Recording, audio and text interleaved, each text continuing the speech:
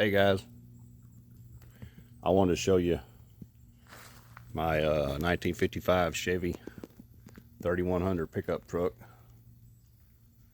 This truck was given to me by a man who I've only known a few years, but he passed away not long ago, and his father bought this truck when it was 2 years old, and the guy had kept it all these years, and he kept it in really good condition.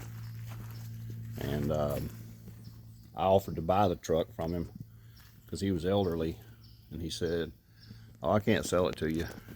He said, "I might just leave it to you when I pass away." And I said, "No, I wasn't trying to do that. I'll be glad to pay for it." Anyway, he talked it over with his family, and they gave me this truck.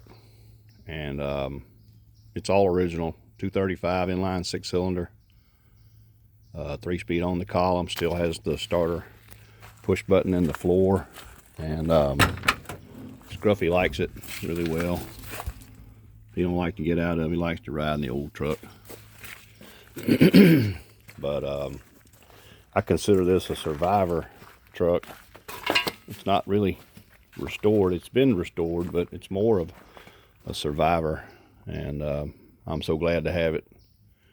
I've had to do a lot of repairs, just minor things, and it still needs a lot of stuff done to it. I'm kind of torn between leaving it all original or maybe, putting in a newer engine or something. Mostly because it's got 4-wheel drum brakes and it doesn't stop very well at all. And still got the solid axle front end. And the engine still has points. So I'm trying to keep that working. And anyway, I'm going to try to make a few videos about this truck. And I'll do some of the explanations of some of the repairs I've had to make so far. The guy was driving it as a backup vehicle a couple of times a week, but when I got it, after he passed away, the headlight wires weren't connected. It didn't have any turn signals on it. Never has had turn signals as far as I know. And the windshield wipers didn't work. So he would drive it, but I guess only when it was daylight and when it wasn't raining. So I've got the wipers working, and I bought a turn signal switch. I'm going to put that on it. And I'll probably put some seat belts in it. I feel like it's probably safer. He's never had them. He's never put them in. And anyway, it's a really solid old truck.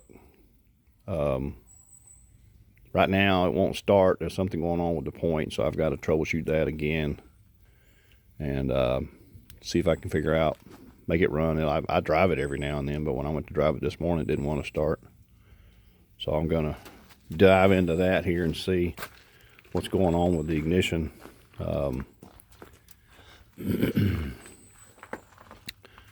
It's funny because this engine's been overhauled before, and I've only had this truck a couple of months. But when I got it from the guy, he met me at his house, and he left going one way and I left going the other. And as I was talking to him, he said, "I don't think I've ever changed the oil in that engine." And I thought, wow, that's crazy. But see, it doesn't have a spin-on oil filter. It has this canister over here. And in the old days, what people used to do was they would change that filter and then just top it off. They wouldn't change the oil.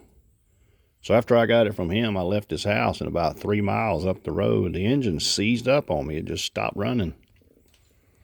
So I tore it apart, and the oil was full. It was clean.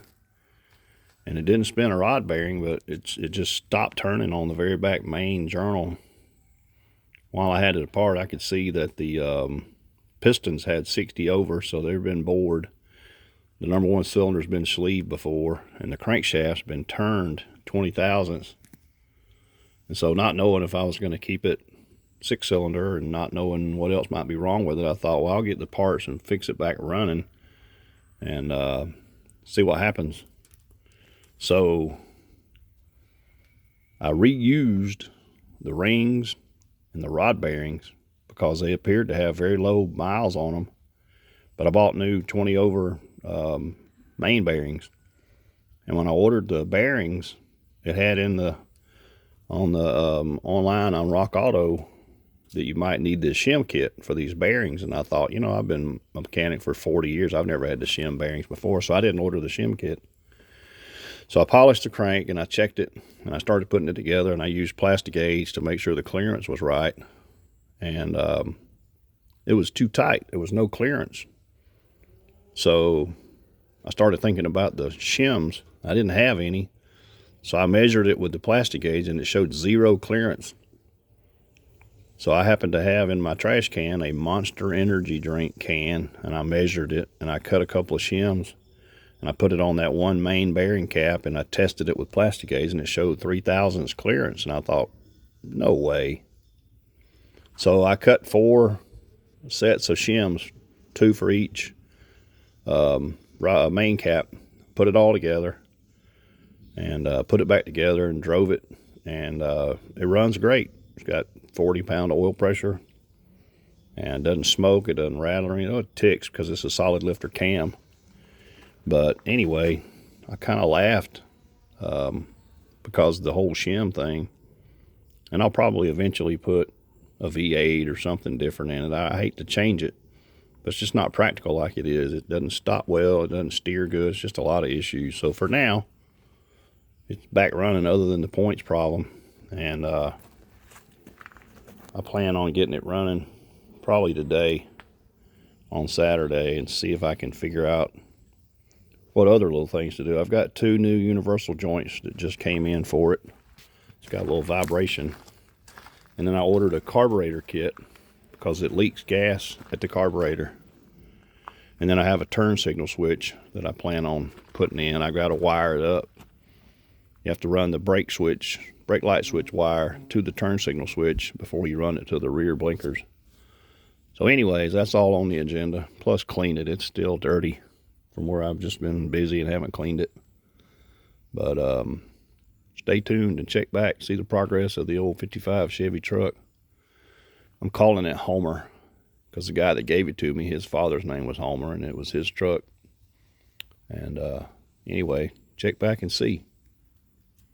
Thanks for coming by.